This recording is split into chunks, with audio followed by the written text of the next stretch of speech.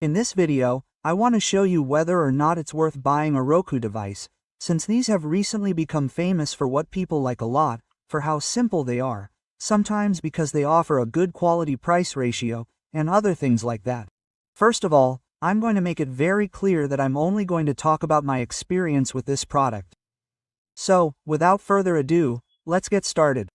The first thing is that the one I have is a Roku Express 3900, which seems quite small to me, and what impresses me is that it doesn't look like a TV box, even though it has a micro USB and HDMI connector and a pretty decent remote control, which impressed me with how simple it is. And it has a direct button for Netflix, Disney+, and all that, and it has a tripod battery connection. So, let's connect it to the TV and see how it behaves. It takes a while to start, but once you get there, there's a pretty nice interface that, personally, is well made for someone who doesn't want to use a smart TV or access applications. The App Store is very complete.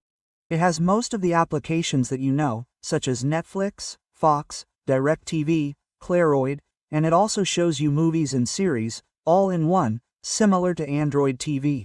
It also has a search engine, its own App Store, which is pretty well categorized and doesn't require much. In that sense, it's like someone who needs to access DirecTV or Netflix or whatever, and that's it, stop counting.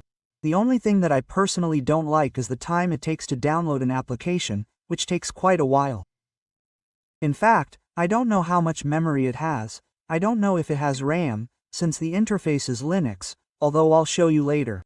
And, well, in terms of settings, it's quite customizable. You can configure the Wi-Fi and also save bandwidth, customize themes, change the screensaver. It's very well done in that regard.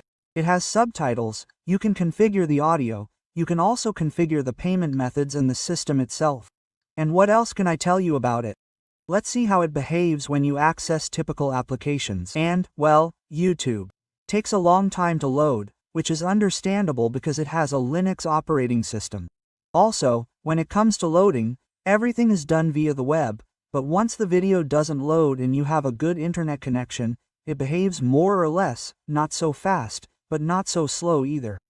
It's more or less enough for you to simply access something, watch it, and that's it. It's not something you should mess around with that much. Likewise, for example, this one is for watching free TV legally, which I know is called wrong time, and the same thing happens. It's a little longer than usual and there's nothing else to show about it.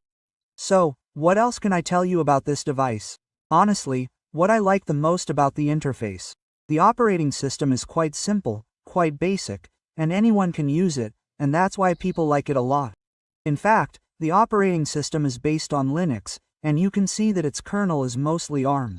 Of course, one piece of advice I give them is to constantly update their software so that the applications and the system itself are updated. Now, the million-dollar question is, should you buy this type of device or not? The truth is, yes, if it's for someone who wants to transform a normal TV into a smart TV, without so many complications, without so many things, and well, that's for people and that's good for anyone. However, for a more experienced person, if they want to install modules or do tricks or greatly improve the experience or even the performance, it is better to go for another type of device, but in itself, the price of what a Roku costs is approximately between 30 to 50 TBS, or there are even televisions that come built in with that operating system.